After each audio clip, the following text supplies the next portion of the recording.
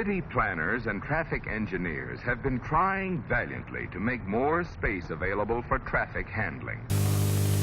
Thus, light rays entering the eye must pass in succession through, first, the cornea, second, the aqueous humor, third, the pupil, fourth, the crystalline lens, and fifth, the vitreous humor. Or surround yourself with room-filling four-speaker sound. Well, you know what's cool, speaking of that scene, I actually saw that in person. We moved, in 1967, we moved to Hawaii. Because my father was in the Marines, and he was going to Vietnam. Uh-huh. There you go. Sorry. Yeah, and he was and he was going to Vietnam, and we were moving to Hawaii so when he was an R&R, he could be like with the family and stuff. Yeah. And it was in 1967. It was December. We drove from North Carolina all the way across the country, and we stayed in San Francisco at the Fairmount. Or no, St. Francis, at St. Francis. And I remember seeing hippies for the first time. So it was the winter of the summer of love. Yeah. So I missed the summer, but I remember in the winter of love, and just like seeing hippies going, what? I know, isn't that Of course, crazy? I didn't say what though. I was 10 years old, but it was like, oh my gosh. But I do remember spitting milkshakes out of our 15th floor window, me and Tony. I guess we were always punks and troublemakers. Wow. I know, it's amazing to get even a glimpse of something like that right at the beginning. Yeah. Probably people say that about what we did in '77. Yeah. You know, I didn't know they were just dressed in stilettos and fishnets, and that was crazy. I was scared. Well, I understand that. You know, it's like, oh, you played with the Clash, or oh, you knew Belinda Carlisle, or, you know, or that sort of thing. And it's. I mean, a big one these days. If this is kind of a fun one to lay on people, usually kids, because I have a lot of nieces and nephews. I have grandkids and stuff, and they're talking about bands they've seen, and I go, I saw Bob Marley, and they go, you saw you saw right. God, you know. It's like, yeah, I saw Bob Marley. So I had an older brother, Charles, who he just recently passed away, and he was actually more so than Tony. He was the one that put the bug into me and Tony about finding new music, discovering new music. Okay, right. Because he was older than us, so he had all of the all of the English Invasion stuff. You know, as a kid. So he was buying that stuff when he was a kid. Seeds. Yeah, he was really into it. But I don't know where he heard about it from, but he knew about. Well, I knew about Bowie first. We can tell that story in a second. But he knew about Brian Eno solo music. He knew about Kraftwerk. He knew about Bob Marley. Yeah. There was no internet. He didn't read rock magazines. He was just like a regular, giver. He was just a giver guy, and and he was raised in a family. But he somehow knew about that stuff, and he would tell me about it and encourage me to, Chip, go do this. Go listen to this. I'll take you. Let's go see Bob Marley. I think you'll like this. Right. You know, it was pretty incredible. Yeah. But Glitter Rock, I beat him to the game on that one. Yeah. You were. I could take the reins here. Yeah. Well, we it was actually the musical moment that changed my life. I used to, excuse me, when I was a young man in Carlsbad, still in high school, I used to walk to Lucadia. I guess I didn't have a bicycle, but I used to walk to Lucadia, the next beach town down, and there was a record store called The Rock Shop, and it was run by a couple of hippies, and I used to walk there like every weekend and see if there's anything new. And I was also, I was really into The Who. I just started buying records, so I was trying to get Who Sell Out, Who Sings My Generation, Magic Bus. I was trying to find those records, and I could find one or two of them now and then at that store.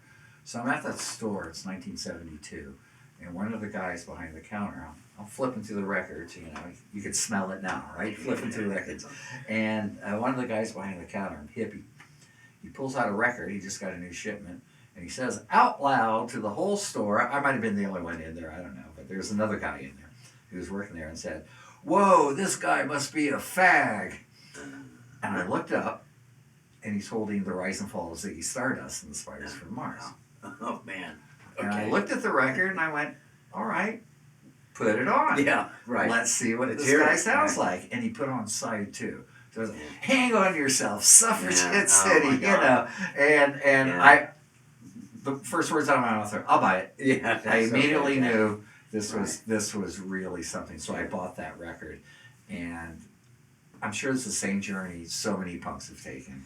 I mean, Well- Kid Congo sings about it. Yeah. You know, it was like the gateway drug. It was like that record changed everything. Yeah, we were kind of like that sort of in between. There was a lot of music Yeah. between the end of the 60s and Yeah. first part of the 70s that was not popular. And it's funny, Right, like that the, story, the Kinks, you know. So if Yeah. you were listening to stuff like that, you were Right. primed for something. you like could do a David little Bowie. digging in the past. Yeah. You didn't even have to go that far back. No. And find all this incredible stuff that's kind of nobody's, who cares? Well, That's the stuff that attracted us. yeah. Well, that's how we found out about it, because I remember listening to go to my friend's house, Jeff Scott, there in Carlsbad, and we would listen. You know, listen to the Beatles and go, oh, well, they were really into into Buddy Holly. Yeah. Well, who the fuck's Buddy Holly? Yeah. So we'd go out and get a Buddy Holly, Okay, that right. MCA, the greatest hits, you know, Yeah. that one, put it on and go, oh my God. Now I get it. Oh my God, yeah, or the Stones really into Bo Diddley. Well, who's Bo Yeah. Diddley? So you go out Right. and buy a Bo Diddley record.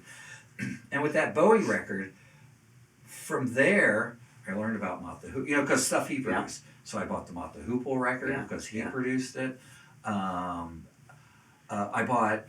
I found out about Lou Reed and then the Velvet Underground because of that record. Yeah. Because Yeah. he produced Transformer. And then, this is not one of my best moments, Raw Power. Raw Power came out. I was in that same record store holding it. Okay, by this time, I had been listening to, you know, David Bowie and some other records and stuff. I'm holding the record. I didn't ask him to put it on. I should have. I'm just looking at it. I turn it over. Look at the front. It was a bridge too far. I put it back and said, I don't know about this, man. I don't know about this record. Yeah. And sure enough, just a few years later, that was the record I to know. have, and you couldn't get it Yeah. because it was out of print, and Yeah. I was like, I wanted to hang myself. Yeah, I know. Because I didn't We buy all it. I make was those so mistakes. bummed. Yeah. Yeah. And the Nuns were playing, you know, Search and Destroy, and, Yeah. you know, and those songs. I was like, this is so good. I can't believe I didn't Yes. buy the record. But Yes.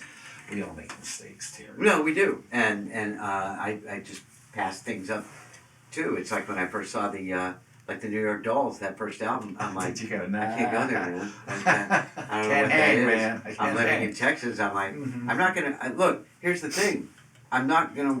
I don't have hair like that. I'm not gonna wear those shoes. I'm not gonna put fishnets on. I don't know why would I listen Don't to dress this like album. that. And then my girlfriend buys it, Oh. and I listen to it. I go, oh fuck yeah, it's really great, isn't it? Oh, yeah, it was so So- great. Did you ever see the Dolls?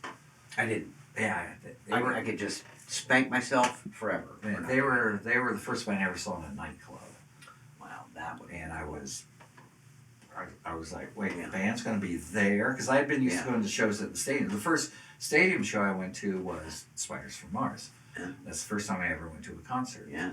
And from then we used to go.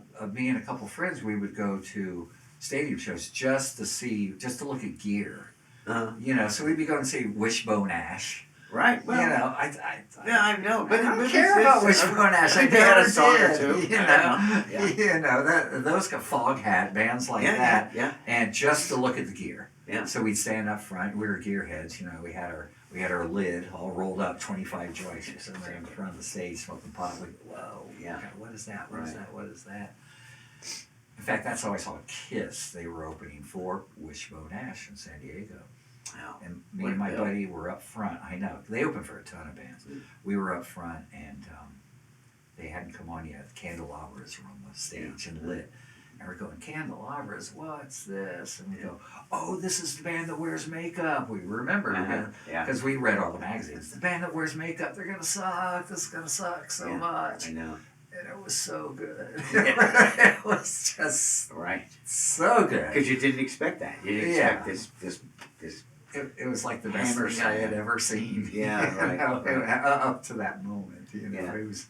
Well, it was I mean, really don't you love the way that all this stuff just connects? And if you just allow yourself to follow any one of those threads or branches, as it were, my God, you're just going to discover so many things, and just that interconnectedness of the whole thing is what just blows me away. Yeah, and if you were of a mind to follow Yeah. the threads, Yeah, you know, gotta be and open. and it was all there. You know, it wasn't as easy to find as it might be these days, but these days I'm sure there's some impediments to finding it. Probably, I'm not sure what they are, but I'm sure there are some for finding what's the connection with this. Maybe it's just by volume.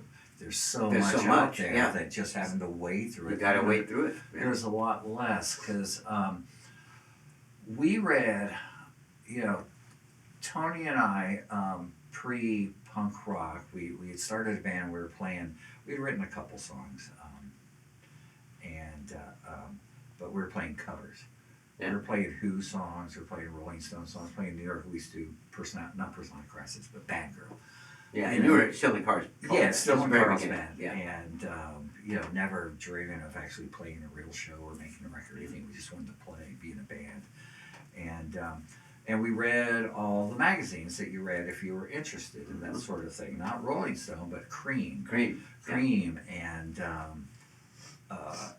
Rock Scene magazine. Rock Scene. Rock Scene was very important because we read about all those New York bands. Yeah. And I knew about the Ramones probably 2 years before their record was coming out. Yeah.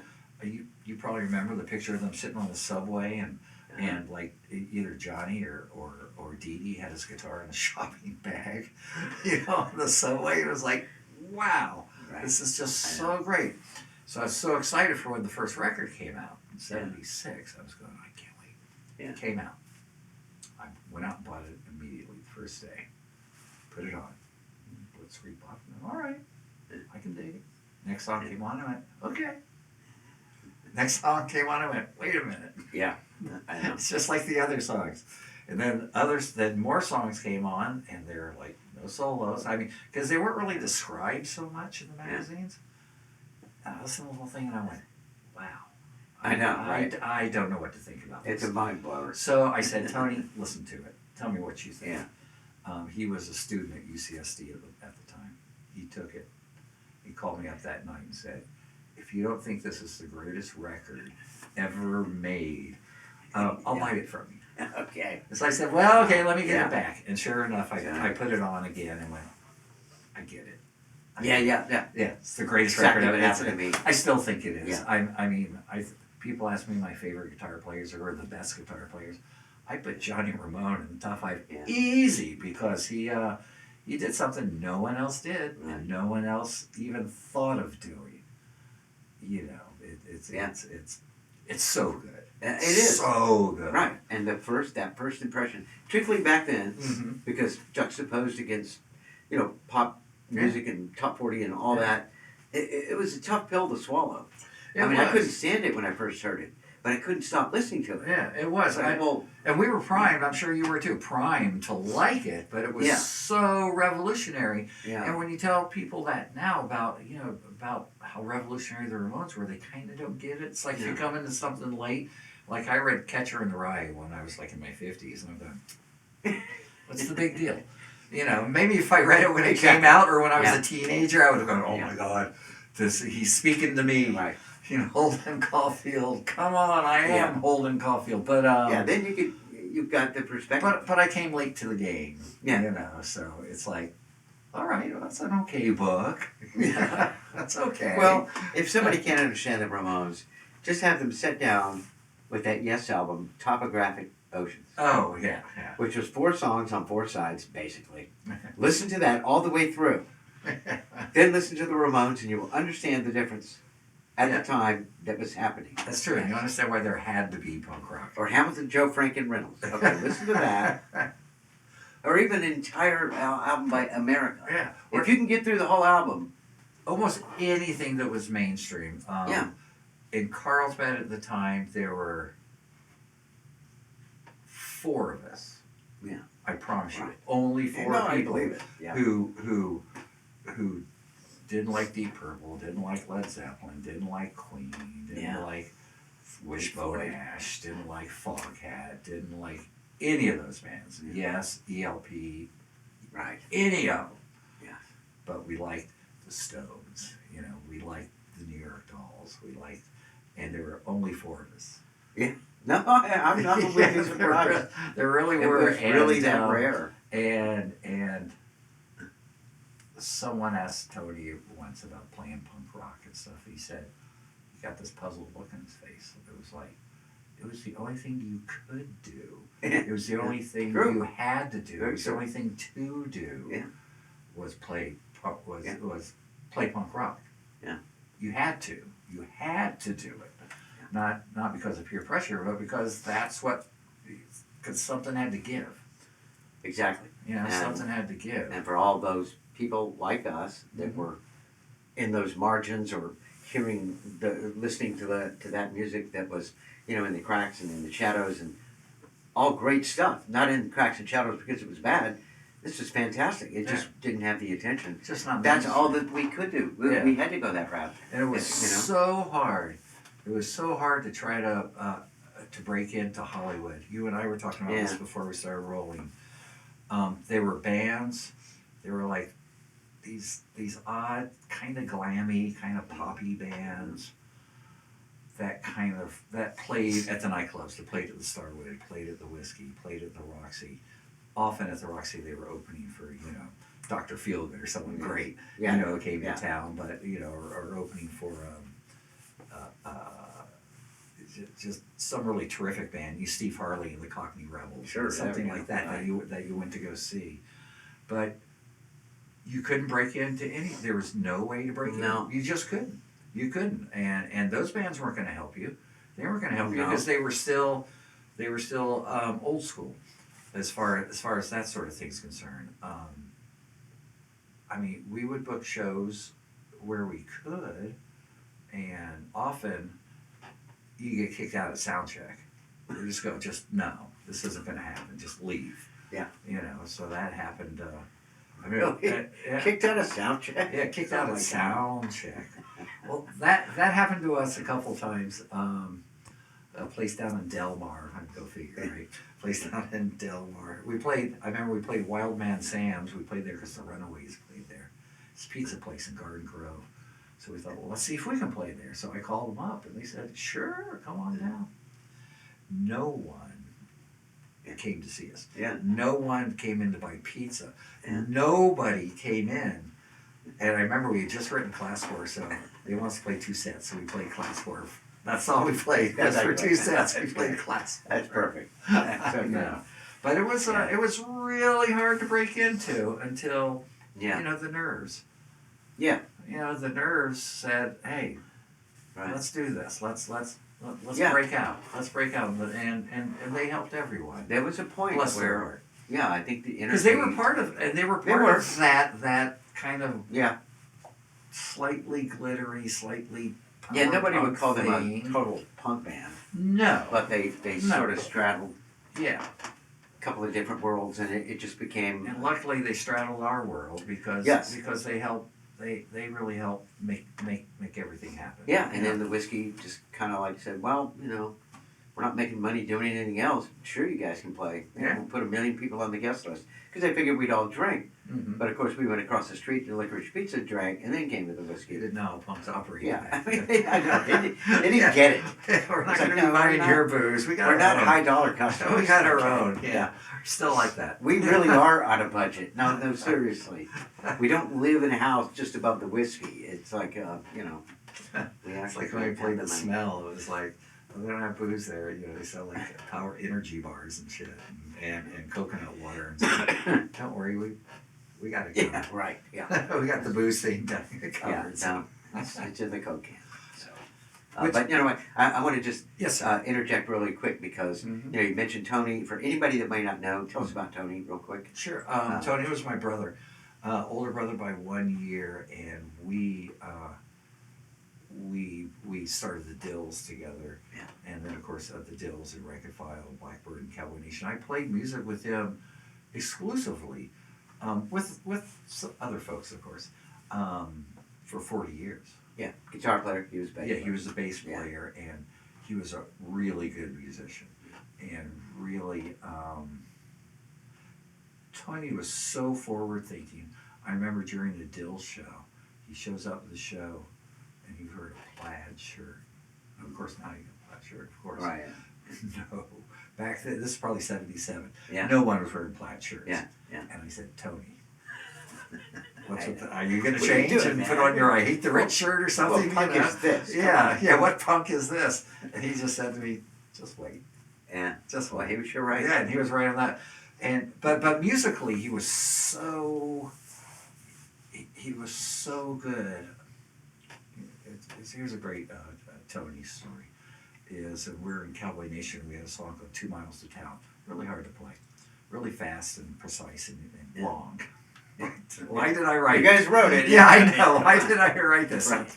Yeah. So it took me a long time to get it, and I remember a rehearsal, I made it all the way through the song, and I was really happy. And I said, hey, Tony, it's pretty good. He goes, yeah, Chip, that was pretty good, but the next time, can you make it sound like music? Tony.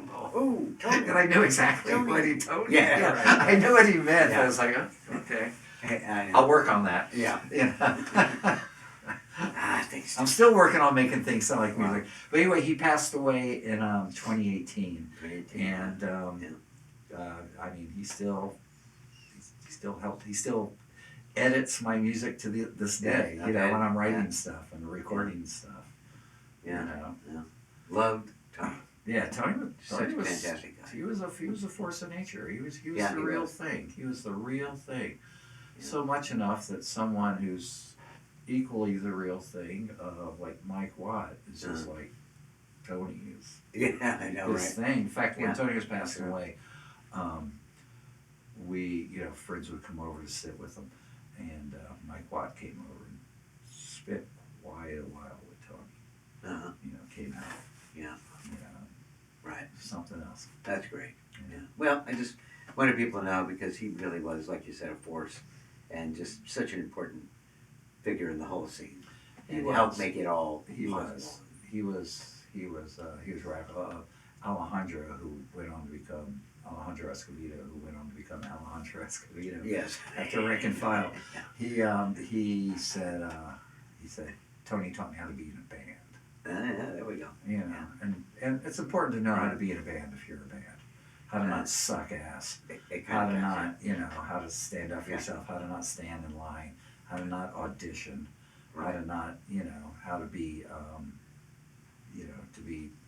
to stand up. Be a punk and stand up and know that you're worth something. Yeah.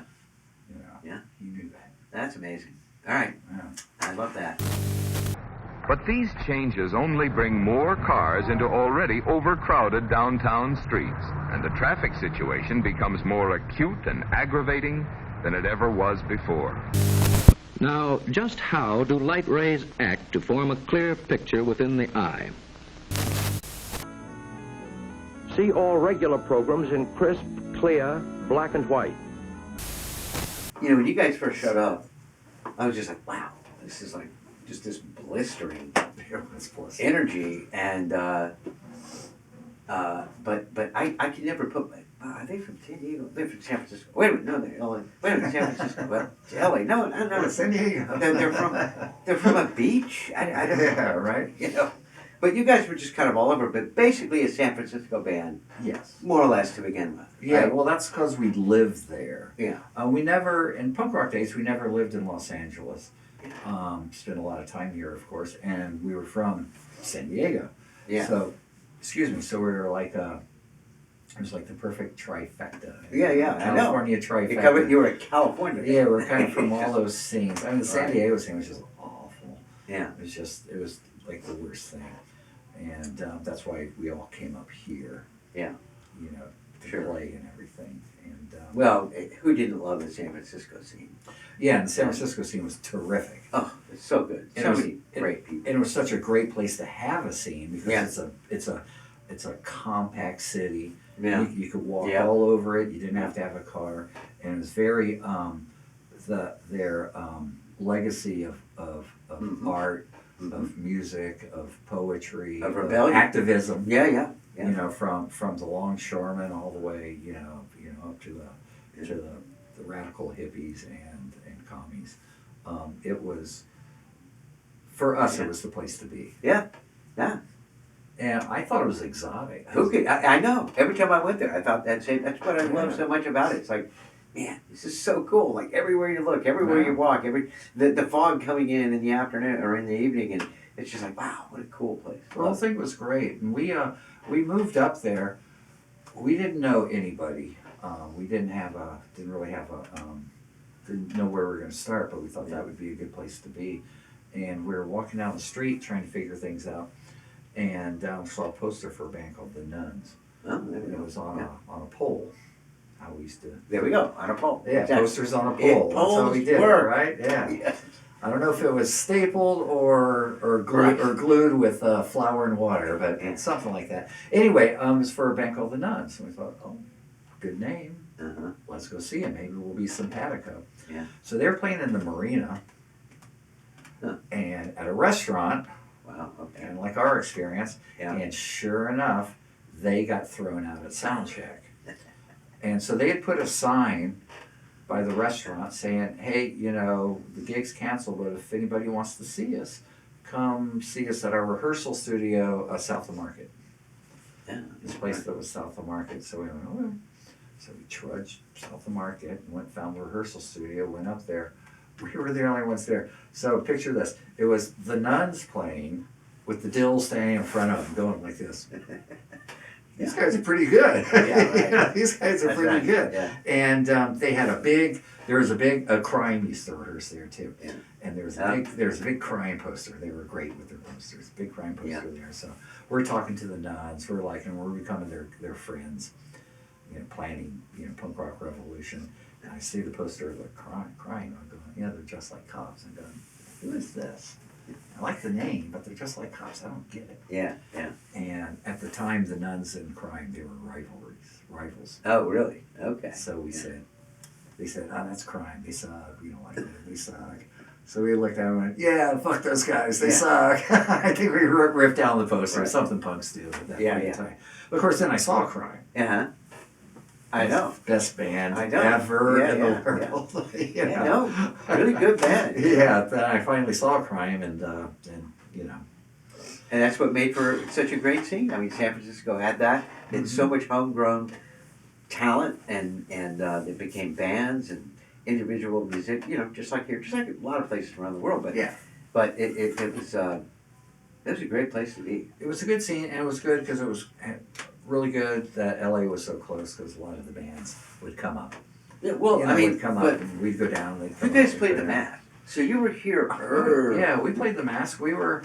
I was standing in the alley of the Mask when Don Bowles came to town for the first time, Uh-huh. and they pulled into the alley and got out of the car and said, "Hey, we're from Arizona," and we said, "Oh, this is a place to play," Yeah. All right. And I think it was he was in some other band at the time before he joined the Germs, but yeah, we were there from day one. We didn't play the first show, the Orpheum one. Oh, yeah, I know. Yeah, we didn't do that one, but we did the Missed second one. Yeah. We did the second Exactly. one. Yeah, so Right. So you were a part. I mean, of like the very, very beginning.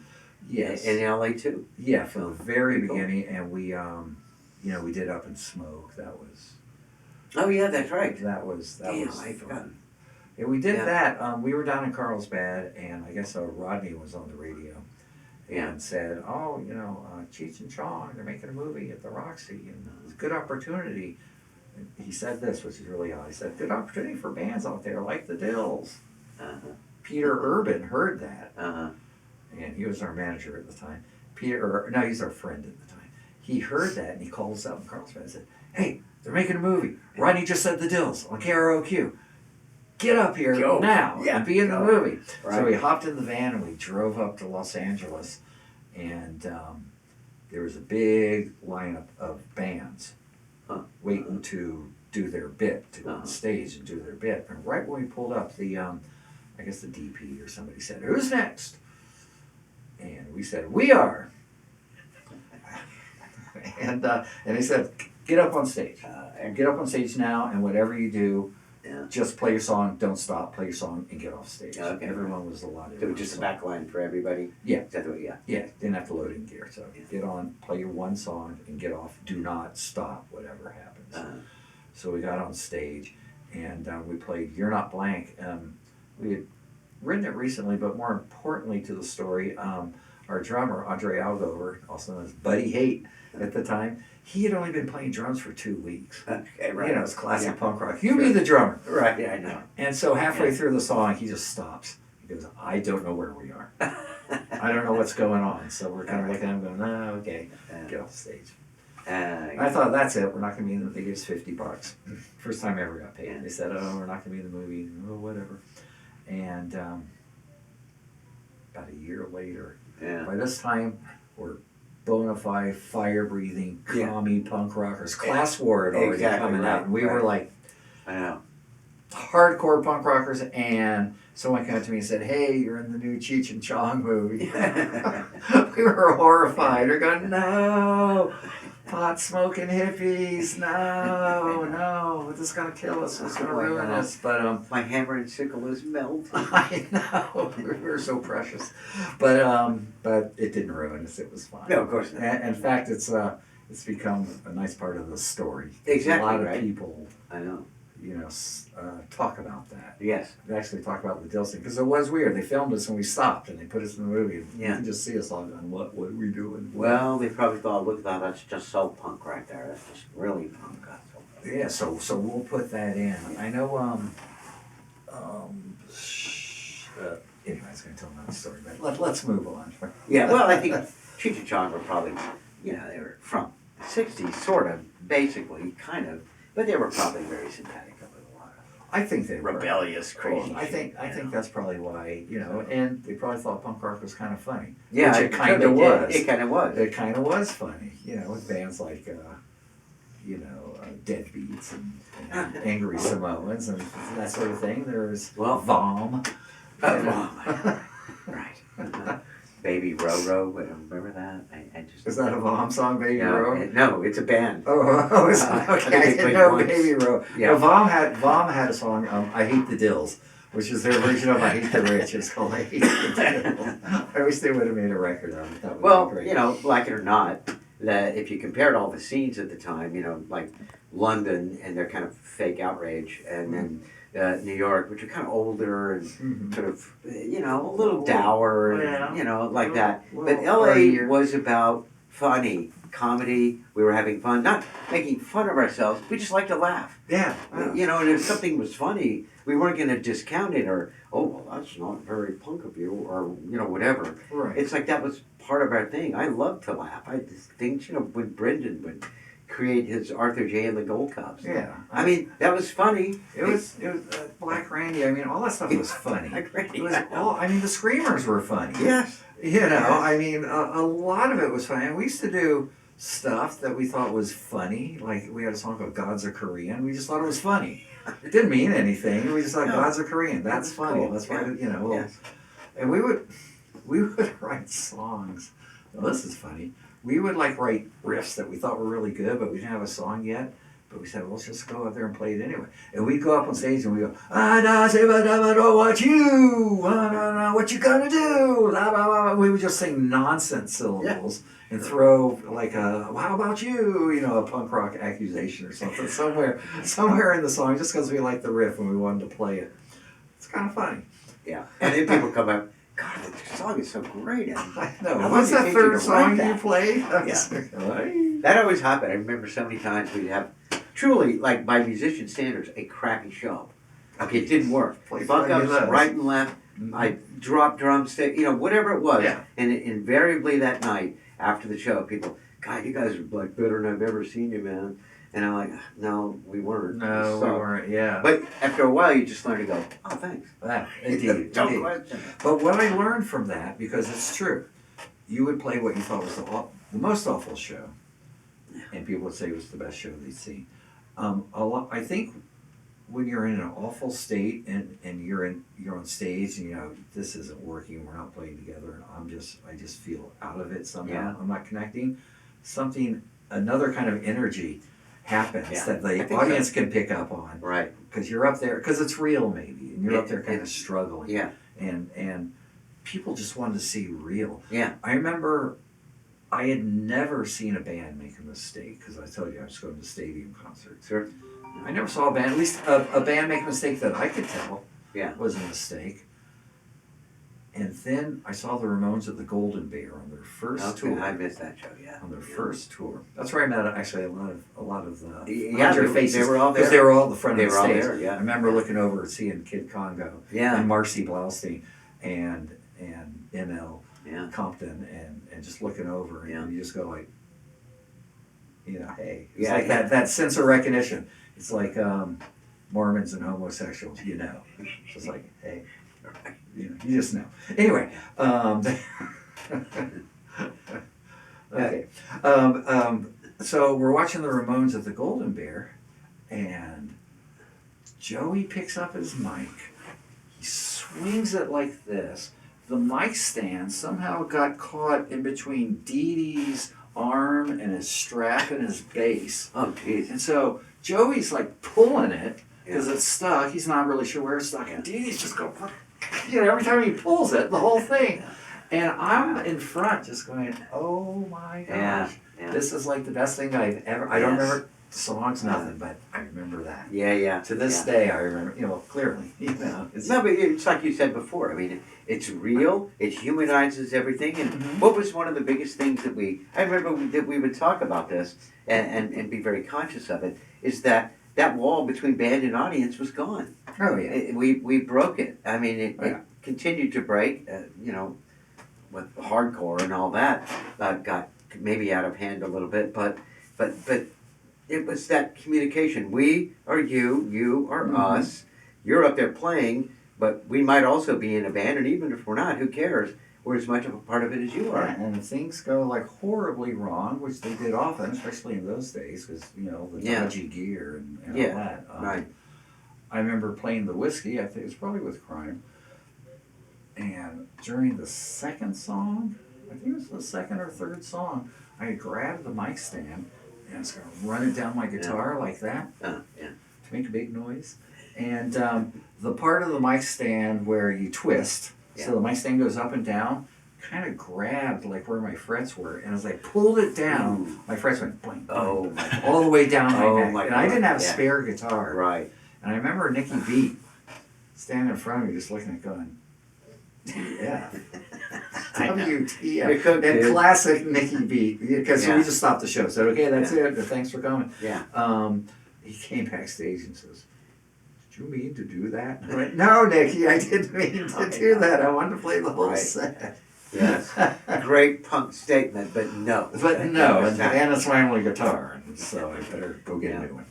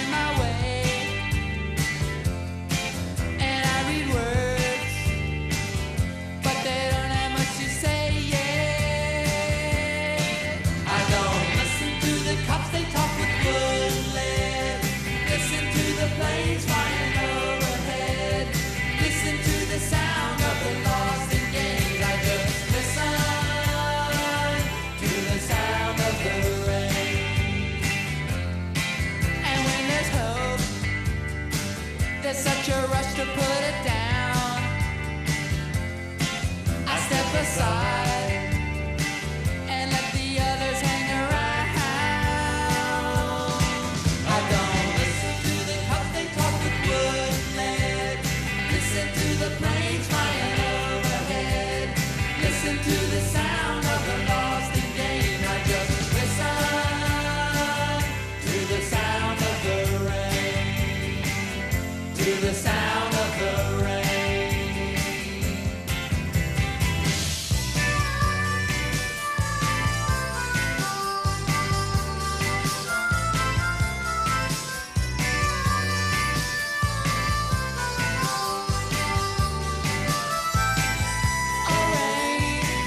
Falls down upon my head.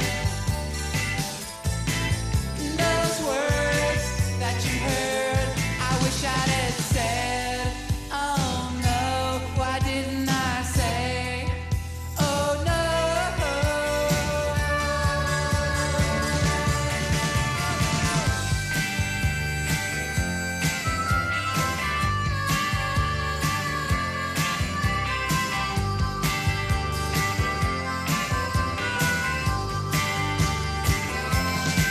I see a man, he works so hard to get ahead. And we're a band that's playing music for the dead. I don't listen to the cops, they talk with wood and lead. Listen to the planes flying overhead. Listen to the sound of the lost and gained. I just listen to the sound of the rain. I just listen to the sound of the rain. I just listen to the sound of the rain. And it sounds like this, sugar.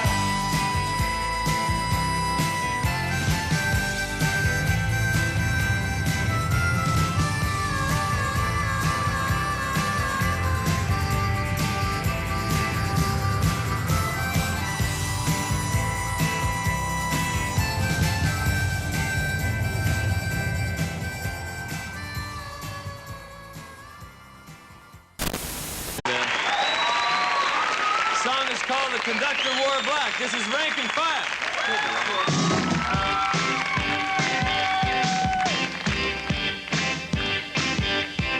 I caught the train at the station on the tracks to the right. It had an engine as old as the moon. With my ticket in my hand, I waited for the man in the whistle. It howled out of tune. Well, the brakeman did his job and the fireman did his. Yes, he kept up a good head of steam. I ride this train. Yes, I ride this train. He'll take your ticket and you're on his way. He don't thank you and he don't look back. Don't act surprised when he tells you where you're going. On his train, conductor wears black.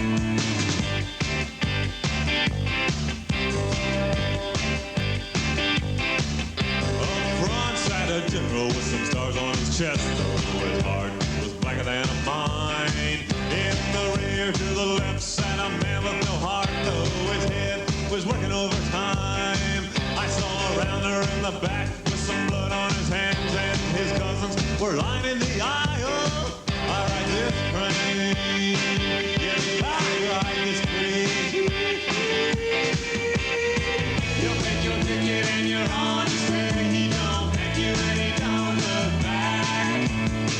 Don't act surprised when he tells you where you're going. On this train, conductor wears black.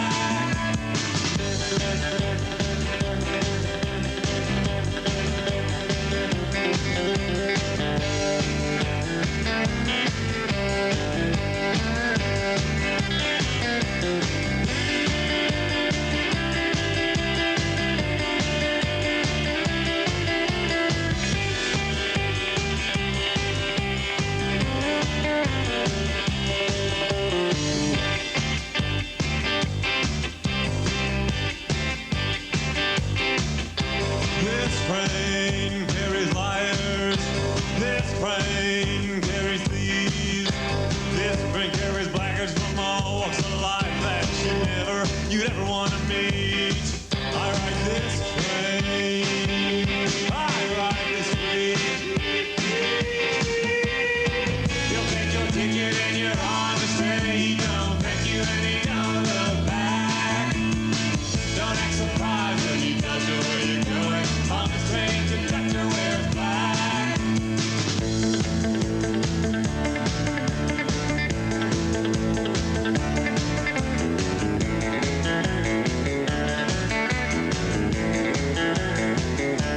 He'll take your ticket and you're on his day. He don't thank you and he don't look back. Don't act surprised when he tells you where you're going. On this train, conductor wears black. On this train, conductor wears black.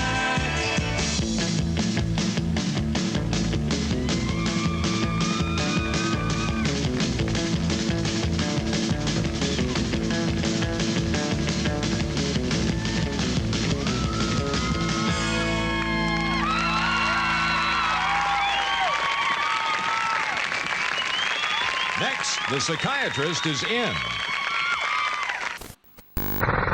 We widen our streets and invite more traffic.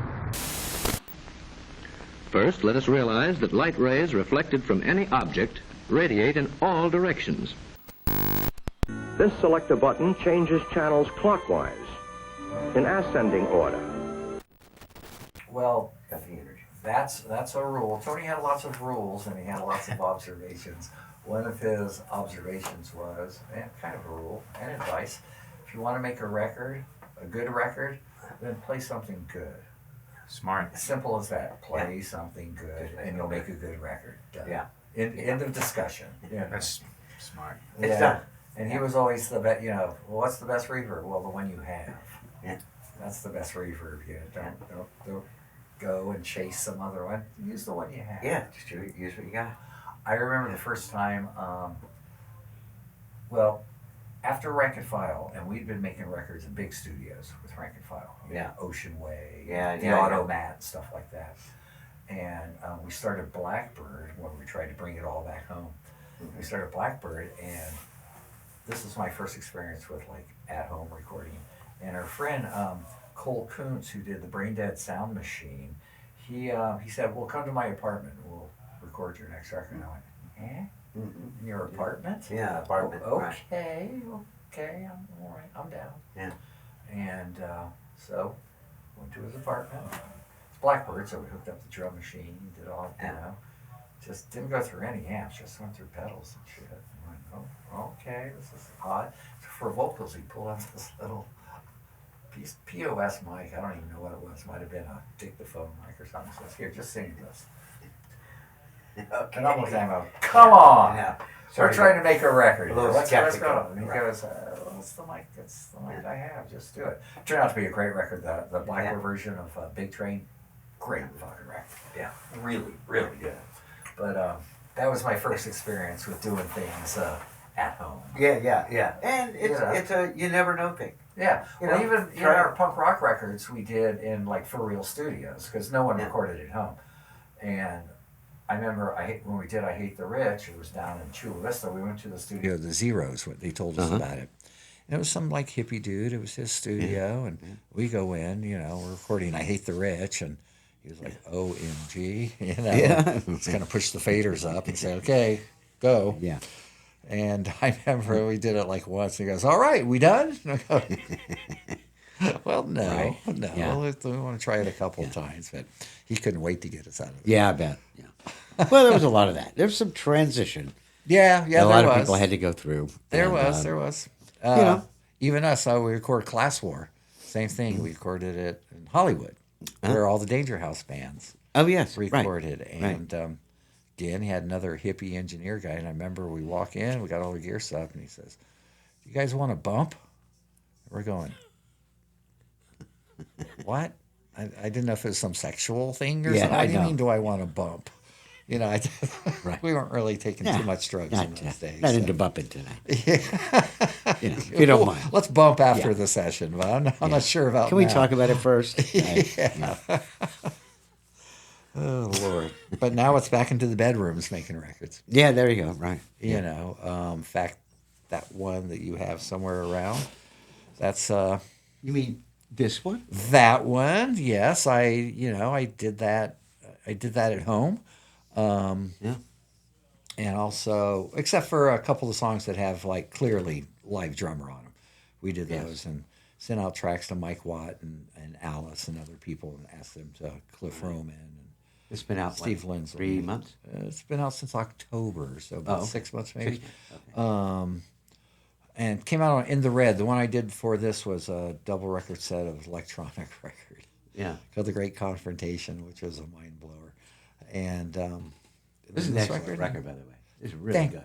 Thank you. I love this I'm proud of it. Yeah. I'm proud of it, and I'm looking forward to the next one. It's going to come out on a different label. Yeah. Well, I went to Larry Hardy at In the Red and said, Larry, I want to capitalize on the momentum that happens, so I want to put out an EP, and because I can do it quickly, and I want to put out a banger. I want every song on it to be like in your face. And he said, well, that's great, but he says he has a hard time selling EPs. So I said, do you mind if I go somewhere else? And he said, no, go ahead. Okay. Go ahead, you know. Well, that's if you want good. to Larry's great. You want to get an EP out, I can't do it. Man. Sure, by all means. And so like 4 songs, maybe? yeah, probably 4, 5 at the most. Yeah. On Label 51, which is, I don't know how new they are. It's Andy Zicklin and Bill Hine. It's their label, Bill Hine from Enigma. Andy Zicklin, he was just around forever. It's it has like us, Peter Hassapple, various Cal Sills, Vicky Peterson. I think the Dream Syndicate. Oh yeah. I don't know if they put all the records out on Label 51, but they do some. Screaming Bloody Marys, people like that. It seems like a good place to be. Yeah. Put out the record. I agree. I like these guys Sounds so far. good. Yeah. You know, I told him how much I wanted to make the EP, and he said, okay. All right. So you got... I should have said more, but well, he said okay really fast. I know. Oh, well. I said EP. I meant album. Yeah. What can I say? But you got the songs. You got the players. I do. I've started the songs. So, okay. I started writing the songs. I've got the players. I was just saying I'm not really sure how I'm going to approach this one. That one, I did most of the songs myself. Then I went into my brother-in-law's studio. He's got a real studio. And added on a few songs, added some live drums and a couple other things. But mostly did it in the box. Yeah. This one, I think I might work the songs up in the box and then go into the studio and just crank them out with the band. Crank them out.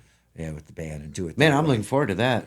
I think it'll be good. I've kind of hit have a little groove going, a little stride. Now, are you trying to put together, I mean, that's for the recording, but are you trying to get a little team together, maybe for some consistent live shows? Or I'm trying to. It's really difficult, as you probably know. Yeah.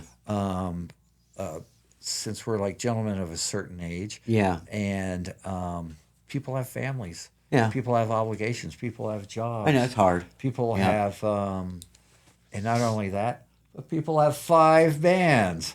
Everyone's in like so many bands. Yeah. So it's there's that. That. So it's a little difficult. It's difficult. But I'll persevere and make it work. Persevere. Yeah. You know, because some special shows, the guys are whatever terrific. You want to. The guys are terrific. Dan West, yeah. Brian Melendez, Giuliano Scarfo. I think they would love doing it. They'll do it. Yeah. Well, they do. It's just getting them in the same room. Yeah. That's really hard. We do a lot. We do a lot of rehearsals with half the guys. Yeah. And so rehearsals are tough. So we end up having to do a lot of catch up. Yeah. And it's, can you come in a bar later? Remember? Yeah. And can you do that? Yeah, an octave down. Remember? It's kind of a lot of that. But well, I hope you do, because that's what it is. That could really, it just feels like it could really pack a punch. Well, I plan on it, and I'd like to get an agent. I'm talking to this one guy now, and he seems to want to be our agent and that sort of thing. So I'd like to do it. I like to take the show to Europe. Yeah, I was going to say, he's going to kick you on the road. Yeah, I would love to do that. Go to Europe. I'd love to do that because we are going to work in or we've worked in, some old songs. I figure some people are Yeah, going to want to yeah, hear. of course you could do that. The Sound of the Rain, or Class War, Yeah. or It's Not Worth It, or Yeah. or Sundown, or Amanda Ruth, or those You've kind got of a songs. lot. You got a library, man. Yeah, quite A catalog. Indeed. Right. Indeed. What the luxury of having that, of those choices. Yeah, a lot of songs. Got to feel good. A lot of So- songs to pull through, and I even like, playing a lot of those Cowboy Nation songs. Oh, And fuck those, yeah. Those were that was mine and Tony's favorite band, Cowboy Yeah. Nation. We really, really liked that band and had a lot People of would fun. love to hear that stuff Yeah. done live. And let me tell you, Terry, the cowboy scene. Oh my gosh, you thought the punk rock scene was something.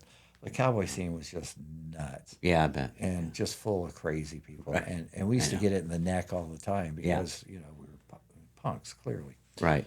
And so we came in, the cowboy scene was like a Western Renaissance fair all the time. You'd go to these shows and, there'd be like a blacksmith and ladies walking around with these big old, dresses and stuff. And the guys in their chaps and spurs. Yeah, they're into it. And they're so into it. And every now and then we get a purist come, you guys aren't real cowboys. We'd say, well, no shit.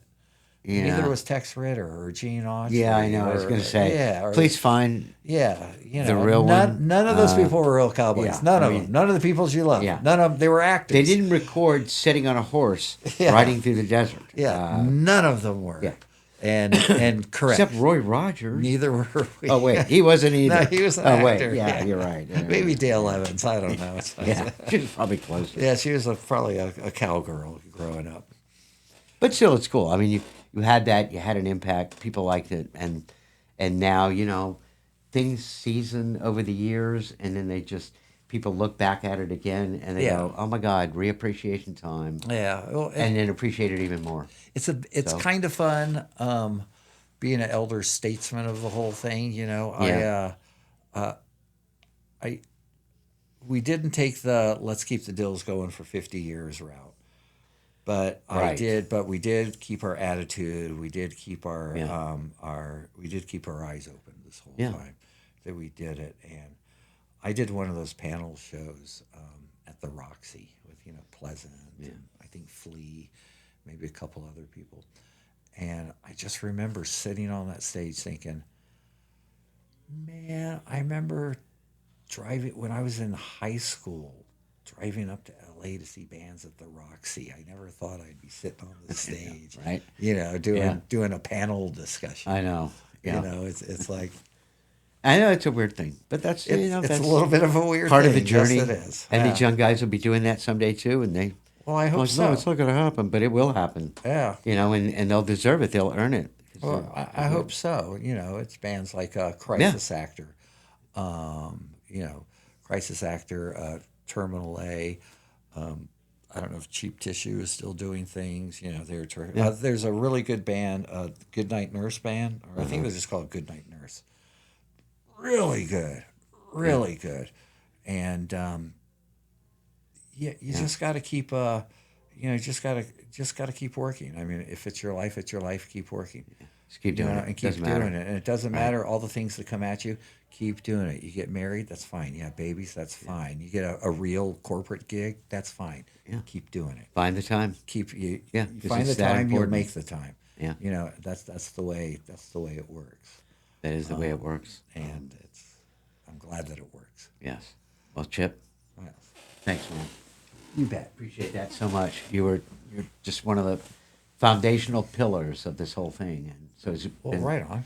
really great and really fun to talk to you. Likewise. So thank you. Yeah. I'm looking forward to watching more of your shows, 'cause I've watched most of them. Yeah, well, and when you guys get famous and you get this guy and you go to Europe and come back and do the show again, if you don't mind. I'll do it Is that anytime okay? you want. Yeah. Anytime All you right. want, Terry. Great. Thank you. All right. Well, right on. Perfect. That was cool. Yay. Looking forward Excellent, to it. man. Yeah. Thanks. Looking forward to it. I'm gonna go home and have lunch. Oh yeah. All right. Well, thank you very much, and congratulations. Thank you much. On your new record. That's really terrific. Yeah, I'm gonna go. Walk out. Yeah. Yeah, I'll walk. Oh, yeah. I'm gonna need this stuff.